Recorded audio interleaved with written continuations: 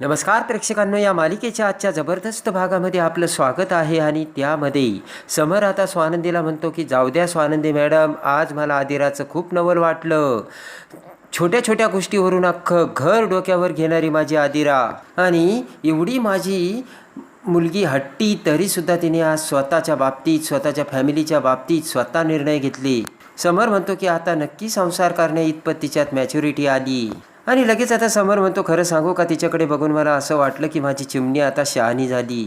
समर म्हणतो, खरं तर आपली बहीण आनंदात राहावी असे कुठल्याही भावाला वाटत असतं. समर म्हणतो की तुमच्या घरात सगळं काही ठीक चालू असतं आणि माझी आदिरा जर आनंदात असती तर मलासुद्धा चांगलंच वाटलं असतं ना. तर स्वानंदीच्या डोळ्यात पाणी येतं. आणि समर म्हणतो, पण तसं झालं नाही. तो प्रवास एवढा सोपा नाही आहे, खूप अडचणीचा प्रवास आहे तो. समर म्हणतो की पण प्रत्येक गोष्टीत मी तिच्यामध्ये नाक खुपसायला जाणार नाही. तिला आता तिच्या संसाराचा प्रवास स्वतः करायचा आहे आणि स्वतःच्या निर्णयाने, स्वतःच्या विचाराने तिने तिच्या संसाराचा प्रवास खंबीरपणे करायला हवा असे आता समर स्वानंदीला सांगतो. आणि समरचे ते बोलणे आता स्वानंदीला पटते. स्वानंदी म्हणते, याच्यापुढे तुमच्या चिमणीला अजिबात त्रास होणार नाही आणि याच्यापुढे कुणाला सल्ला देताना मी 10 वेळा विचार करील. तेव्हा आता समर म्हणतो की हे बघा, हे रिअलायझेशन एकदम हॅप्पी आहे ना, तेव्हा तुम्ही असे रडून बोलू नका, कारण तुमचा रडवेला चेहरा आता असा बघत नाही. आणि समर आता स्वानंदीला हसायला सांगतो. आणि समर म्हणतो की आता मी तुम्हाला व्यायाम करून दाखवू का, त्यामुळे तुम्ही खुश होऊन हसताल. तर स्वानंदी मोठमोठ्याने हसू लागते आणि म्हणते की तुम्ही ना खूप विचित्र आहेत. तेव्हा आता समर म्हणतो की खरं सांगू का, हसताना तुम्ही खूप चांगल्या दिसता. आणि स्वानंदी म्हणते की तुम्ही मला समजून घेतलं त्याबद्दल खरंच थँक्स. आणि लगेच आता समर स्वानंदीला गुड नाईट करून झोपायला जातो. इकडे आता दुसऱ्या दिवशी रोहन त्याचे आवरून त्याची सॅक घेऊन कामाला जाऊ लागतो. आणि तेवढ्यात आता मंदाकिनी म्हणते की घर खर्चाला पैसे कुठे, अहो घरात किराणा वगैरे काहीच नाही. तर आता स्वानंदीचे बाबा रोहनने दिलेले पैशाचे पॉकेट आता मंदाकिनीकडे देतात आणि म्हणतात, हे घे पैसे. रोहनने अगोदरच घर खर्चासाठी बाजूला काढून ठेवले होते. ते पैसे बघत मंदाकिनी म्हणते, अय्या एवढेच पैसे, एवढ्यात कसं घर चालायचं. स्वानंदीचे बाबा म्हणतात, नुसते पैसे करू नको, आदिरानं आधीच काहीतरी थोडा किराणा भरून ठेवला आहे आणि अजून जर तुला काही लागले तर मी देईल. आणि इकडे आता स्वानंदी ही सकाळी पूजेसाठी आता तयारी करत असताना आता इकडे चिंगी आता स्वानंदीसाठी आता बागेतून फुलं घेऊन येते आणि म्हणते की मॅडम, तुमची बाग किती मोठी आहे आणि किती सुंदर फुलं आहेत. आणि आता चिंगी तिने स्वानंदीसाठी आणलेली एकदमच सुंदर अशी फुले वेगळ्या ताटामध्ये स्वानंदीला देते. तर स्वानंदी खुश होते आणि म्हणते की अय्या किती सुंदर आहेत. आता चिंकी म्हणते, मगाशी तुम्ही दोघं एकमेकांच्या बरोबरीने उभा होताना किती सुंदर दिसत होतात, अगदी लक्ष्मीनारायणाचा जोडा. आणि बोलताना तर तुम्ही किती सुंदर बोलताय. आता चिंकी म्हणते, माझी सगळी कामं झाली स्वानंदी मॅडम, आता मी काय करू. आणि इकडे आता दुसऱ्या दिवशी सकाळी समर त्याचे आवरून आता आरशासमोर येतो. तर गुड मॉर्निंग करत काढा घेऊन स्वानंदी तिथे येते. आणि ते बघताच आता समर म्हणतो, असं वाटतं कधी कधी सकाळ होऊच नाही, डायरेक्ट दुपार व्हावी. स्वानंदी म्हणते, का. तर समर म्हणतो की ना, तुम्ही डायरेक्ट आहो सकाळी काढा घेऊन येताना असं काहीतरी माझ्या समोर. आता स्वानंदी म्हणते की तुमच्याकडे दुसरा पर्याय नाही बरं का, लगेच घ्या. आणि आता स्वानंदी समरला काढा देते.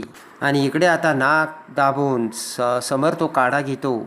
आणि स्वानंदीने आता तिथे आता मातीची सॅम्पल आणलेले असतात. समर म्हणतो, हे काय आहे. तर स्वानंदी म्हणते की आपण हे खताचे नमुने आहेत आणि आपण आपल्या बागेतसुद्धा आता अजून झाडे लावणार आहोत आणि दरवर्षीप्रमाणे आश्रमातसुद्धा झाडे लावून वृक्षारोपणाचा कार्यक्रम करणार आहोत. ते ऐकून आता समर म्हणतो, अरे वाह. आणि त्यानंतर आता समर स्वानंदीने आणलेल्या त्या चाफ्याच्या फुलापैकी एक फूल घेतो आणि ते फूल हातात घेत स्वानंदीला देतो आणि म्हणतो की माझ्या आईच्या आवडीचं हे चाफ्याचं फूल आज मी तुम्हाला देतोय. स्वानंदी म्हणते, तुमच्या आईची आठवण आहे तर हे फूल तुम्ही तुमच्याकडे ठेवा. समर म्हणतो, माझ्या आईच्या खूप आठवणी आहेत माझ्याकडे, पण ही तिच्या आवडत्या फुलाची आठवण तुमच्याकडे असू द्यात. आणि समर म्हणतो की मला असं वाटेल की तिच्या आवडीचं तुमच्याजवळ काहीतरी आहे म्हणून, आणि हे फूल मी खूप विश्वासाने तुमच्याकडे देतो. असे म्हणत समर ते फूल आता स्वानंदीच्या हातावर ठेवतो. आणि एवढ्या तिकडे आता चिंगी ही चाफ्याचं फूल केसाला लावत लावत आता बाहेर जात असते. तर तेवढ्या तिच्याकडून ते फूल खाली पडतं आणि ती खाली पडता क्षणी चिंगी ते फूल उचलून घेऊ लागते. तेवढ्यात अंशुमन तिथे येतो आणि ते फूल उचलून चिंगी समोर धरतो आणि म्हणतो की नाव काय तुझं. तर चिंगी म्हणते, माझं नाव चिंगी. अंशुमन म्हणतो, हे काय नाव झालं का, तुझं नाव दुसरं काहीतरी असेल, अंजली, नुपूर वगैरे. तर आता चिंगी म्हणते, मला सगळेजण चिंगीच म्हणतात. आणि अंशू म्हणते फूल.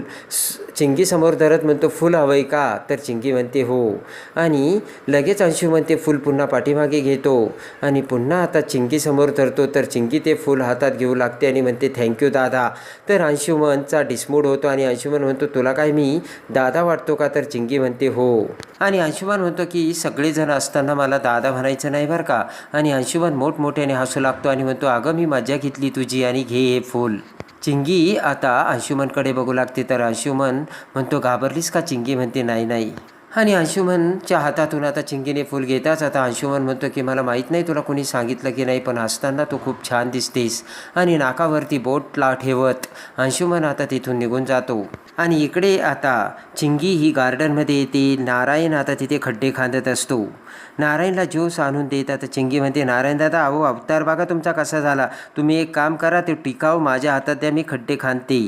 नारायण म्हणतो नको नको राहू द्या. आणि चिंगी म्हणते की तुम्ही टिकाव माझ्याकडे द्या. आणि लगेच आता टिकाव घेत आता चिंगी ही खड्डे खांदू लागते. तर तेवढ्या स्वानंदी तिथे येते आणि झाडं लावण्यासाठी स्वानंदी चिंगीला माती देते. आणि त्या मातीतील ते खताचे नमुने बघून चिंगी खुश होते. आणि चिंगी आता खुश होते आणि चिंगी म्हणते की मी ना तुमच्यासारखी खूप शिकेन आणि मग माझा संसार सुरू करेन. माझ्या स्वप्नातला राजकुमार असे गाडीची चावी फिरवत फिरवत बोटामध्ये माझ्याकडे येईल आणि मला गाडीत बसून आता फेरफटका करील. तर अंशुमन आता चिंगीचे दूरवरून ते सगळे बोलणे ऐकतो. आणि तेवढ्यात आता अंशुमन फोनवर बोलण्याचं नाटक करत करत तिथे येतो. तर आता स्वानंदी त्याच्याकडे बघत म्हणते काय रे तुला काही हवंय का? तर अंशुमन बोलत तसंच पुढे जातो. तर स्वानंदीसुद्धा आता तेथून पुन्हा तिचा फोन वाजू लागताच आता फोन घेते. इकडे आता चिंगी ही गार्डनमध्ये रोप लावू लागताच आता एका झाडाच्या पाठीमागे उभा राहून अंशुमन आता चिंगीकडे झाडाची साल फेकून मारतो. तर चिंगी आता अंशुमनकडे बघते. तर अंशुमन चिंगीकडे बघत प्रेमाने हसू लागतो.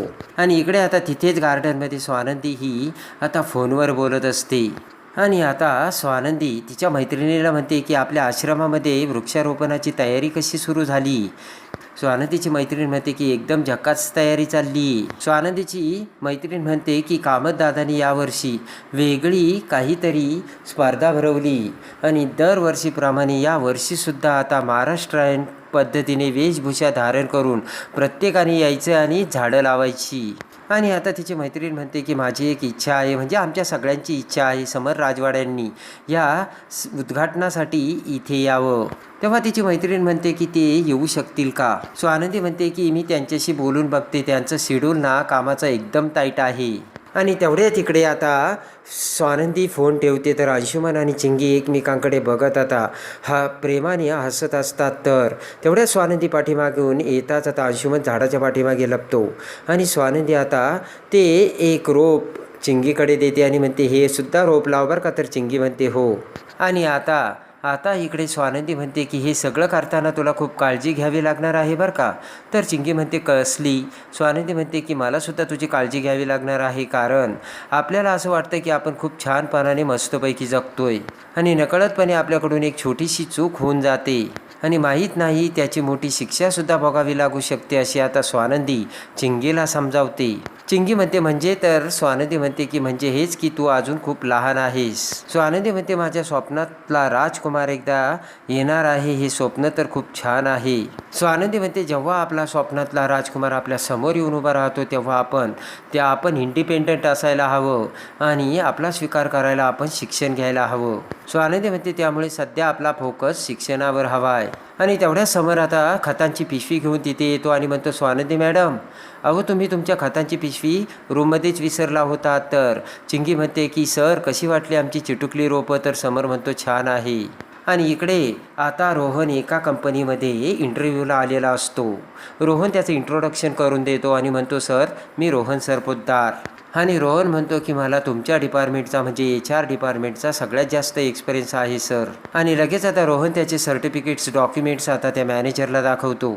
आणि रोहन म्हणतो मी सगळीकडे खूप बारकाईने काम करतो आणि मी त्यासाठी मलेशियाला सुद्धा जाऊन आलो आहे आणि छोट्या छोट्या चुकासुद्धा मी कधीच होऊ देत नाही. आणि सर मी खूप मन लावून काम करेन आणि मला हायर केल्यानंतर मी तुम्हाला कधीच डिसअपॉइंटमेंट होऊन देणार नाही, असे आता रोहन बोलतो.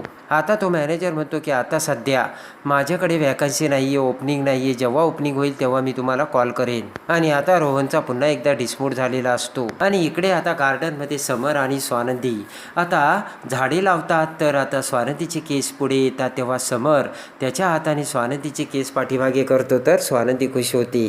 स्वानंदी म्हणते की आज आमच्या आश्रमामध्ये सुद्धा 100 रोपं आणलीत आणि वृक्षारोपण करणार आहोत. समर म्हणतो असं आहे का? समर म्हणतो की अच्छा मग या सगळ्यांचे पैसे मी देईल बरं का. स्वानंदी म्हणते अहो आम्ही ॲडव्हान्स दिला आहे. तर आता समर म्हणतो अहो मी देईल पैसे, मला निसर्गासाठी एवढं तर करू द्या. स्वानंदी म्हणते मग अजून एक काम कराल का, तुम्ही कार्यक्रमासाठी याल का, म्हणजे निसर्ग आणि संस्कृतीचा. तर आता समर म्हणतो अच्छा, आणि समर म्हणतो मला नक्की आवडेल यायला. तर स्वानंदी थँक्स बोलते. आता स्वानंदी विचार करते यांना पारंपरिक पोशाख करायचा आहे पण कसं सांगू. स्वानंदी आता म्हणते अजून एक गोष्ट कराल का. आता समर म्हणतो काय. तर स्वानंदी म्हणते की आमच्या आश्रमामध्ये सगळेजण पारंपरिक महाराष्ट्रीयन पोशाख करणार आहे, म्हणजे बायका अशा नऊवारी साडी वगैरे घालणार आहेत आणि आता पुरुष लोक कुर्ता आणि धोतर वगैरे असं. आणि समर म्हणतो ठीक आहे करेल ना मी पारंपरिक पोशाख. आणि एवढ्यात आता अंशुमन समर आणि स्वानंदीचं ते बोलणं चोरून ऐकतो. तर आता समर हा स्वानंदीच्या आश्रमामध्ये आता पारंपरिक पोशाख घालून येत आता तिथे कसा स्वानंदीसोबत डान्स करतो आणि मराठमोळ्या नऊवारी साडीतील आता स्वानंदीला आपल्या मिठीत घेत आणि एकमेकांबरोबर डान्स करत प्रेमाने एकटक नजरेने एकमेकांकडे बघत समर आणि स्वानंदी कसे एकमेकात हरवून जातात हे बघण्यासाठी आणि या मालिकेच्या डेली अपडेटसाठी आपल्या चॅनलला लाईक करा, सबस्क्राईब करा.